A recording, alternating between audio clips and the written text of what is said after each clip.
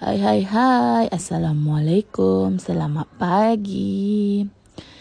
Apa kabar Besti? Besti, kamu tahu kah, kadang-kadang kan kalau saya mau isi suara nih kan, kadang-kadang saya tidak tahu mau cakap apa. Kadang penat juga berpikir. Habis kadang mau cakap apa lagi ya? Apa lagi? Macam takut tak kenal lah, apalah kan tak ngam.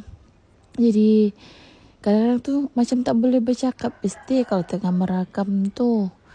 Nah, ada yang sama kan macam saya juga nih. Tapi kita tetap usahakan Besti. Nanti lama-lama tuh okey lah tuh kan. Sambil-sambil belajar macam tuh. Nah, di sini nih Besti macam biasalah. Saya nih mau kasih kemas juga. Mau kasih kemas ini rumah.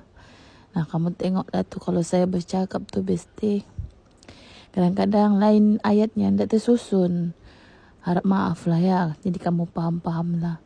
Maklumlah kita ni saya ni baru-baru belajar, budak baru belajar. Sebab kadang-kadang kan idea tu hilang, apa yang nak dicakap tu hilang dalam fikiran tu. Macam tidak ada bahan. Nah, di sini nih Besti, macam biasalah kan kita terus saya mengemas rumah Besti. Nah, lepas saya mengemas tu Besti, barulah saya masak. Ini saya lepas ngantar anak sekolah nih. Nah, barulah saya teruskan saya punya kerja nih. Nah, saya mau masak dulu sebab dah siang juga kan. Nah, saya tak ada saya tak ada serai, saya tak ada daun limau, saya tak ada daun kunyit. Jadi saya pergi ambil dulu dekat kebun saya yang tidaklah berapa besar tu, tapi boleh lah, alhamdulillah, disyukuri apa yang ada tu kan. Nah, di sini nih lepas saya siapkan semua perbumbuan tu, saya mau menumis Besti.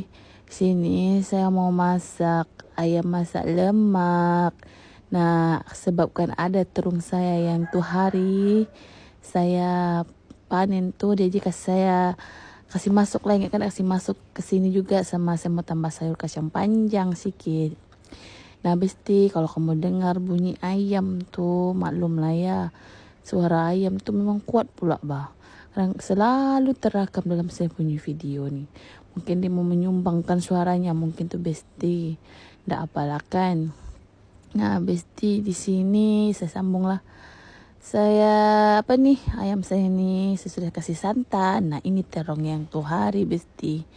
Saya mau yang kecil-kecil tu saya kasih belas lah, sebab nanti kan terlampau hancur pula dia. Nah, inilah sayur kacang panjang saya mau tambah sikit. Nah, lepas tu saya mau masukkan ni nanti bila ayam tu sudah agak masak, sebab saya tidak suka sayur yang terlalu lembek begitu. Kita kasihlah perisa macam tu Besti. Okeylah Besti, di sini saya tengah tunggu ini lauk saya ni masak.